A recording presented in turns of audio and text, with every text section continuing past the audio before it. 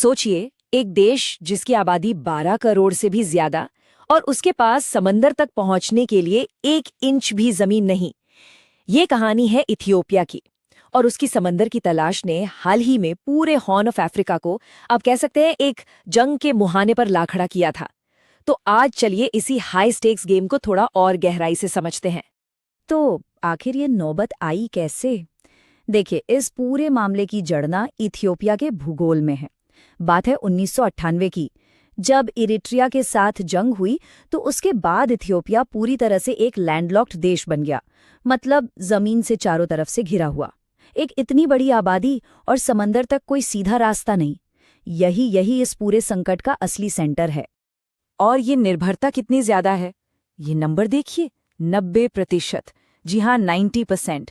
Ethiopia अपने लगभग 90% व्यापार के लिए सिर्फ एक पड़ोसी देश जिबूती के पोर्ट पर निर्भर है। अब जरा सोचिए, ये कितनी बड़ी रणनीतिक और आर्थिक कमजोरी है।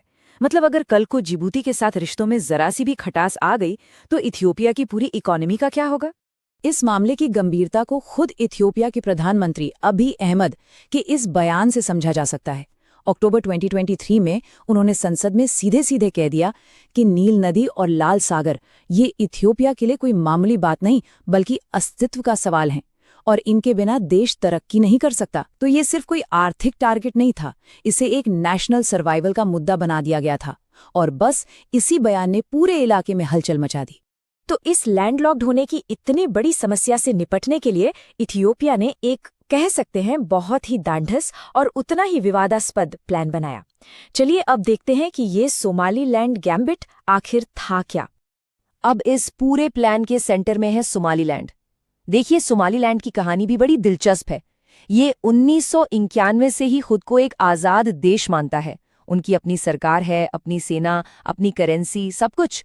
लेकिन दुनिया का एक भी देश, यूएन का कोई भी सदस्य उसे आधिकारिक तौर पर मान्यता नहीं देता। सोमालिया आज भी कहता है कि सोमालीलैंड उसी का हिस्सा है और अदन की खाड़ी पर इसकी जो लोकेशन है वो इसे बहुत ज्यादा स्ट्रेटेजिक बनाती है। और फिर साल बदला। तारीख थी 1 जनवरी 2024, नए साल का पहला दिन, और एक ऐसी खबर आई जिसने सचमुच एक राजनीतिक धमाका कर दिया। पूरे हॉर्न ऑफ अफ्रीका के जियोपॉलिटिकल समीकरण जैसे हिलकर रह गए। तो ये था वो बड़ा सौदा।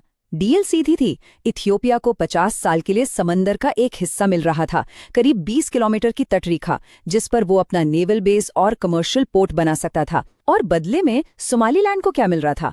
वो चीज जिसका उसे 30 साल से इंतजार था, एक बड़े अफ्रीकी देश से एक आजाद मुल्क के तौर पर मान्यता। लेकिन यहाँ एक बड़ा लेकिन था।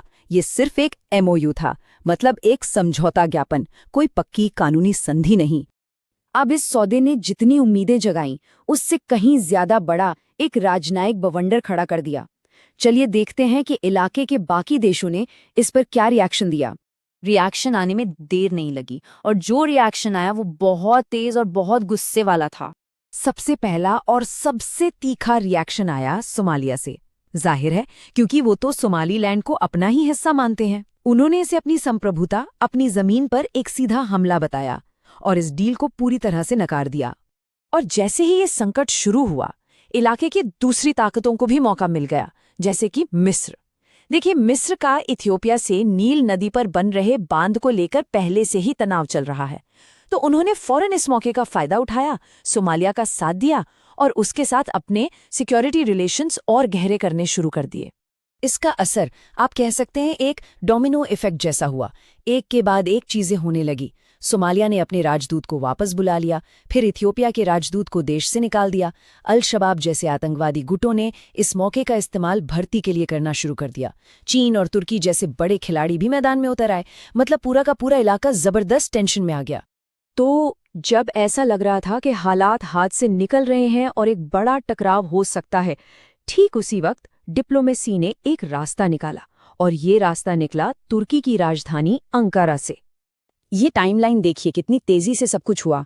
जनवरी 2024 में वो एमओयू साइन हुआ जिससे संकट शुरू हुआ। अप्रैल आते आते रिश्ते इतने बिगड़ गए कि सोमालिया ने इथियोपिया के राजदूत को ही निकाल दिया। और फिर दिसंबर 2024 में तुर्की ने बीच बचाव करके अंकारा घोषणा करवाई, जिसने माहौल को थोड़ा शांत किया। तो सवाल ये है कि अंकारा का रास्ता अलग कैसे था। देखिए, जो सोमालीलैंड वाला रास्ता था वो सोमालिया की सेंट्रल गवर्नमेंट को पूरी तरह से बाईपास कर रहा था, उन्हें पूछा तक नहीं गया।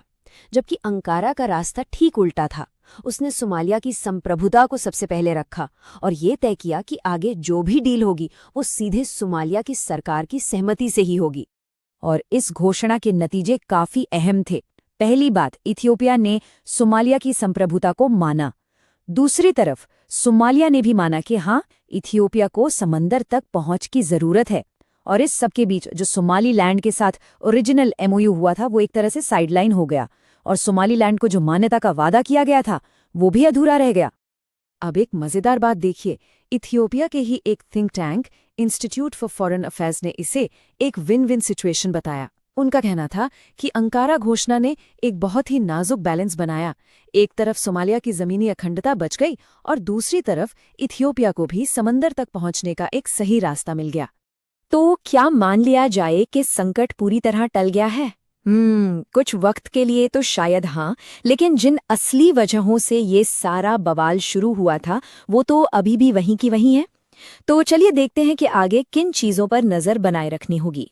सबसे पहले तो ये देखना होगा कि इथियोपिया और सोमालिया के बीच जो समझौता हुआ है वो जमीन पर कैसे उतरता है। फिर सोमालीलैंड, वो तो अपनी अंतर्राष्ट्रीय मान्यता की लड़ाई जारी रखेगा ही, साथ ही अमेरिका की पॉलिसी में अगर कोई बदलाव आता है तो वो भी इस पूरे गेम को बदल सकता है। और सबसे बड़ी बात, इथियोपिया ने समंदर तक पहुंचने का अपना इरादा छोड़ा नहीं है। तो आखिर में सवाल यही बचता है, इथियोपिया का पहला दाव जो सोमालीलैंड वाला था वो तो फेल हो गया, लेकिन समंदर की तलाश अभी भी जारी है।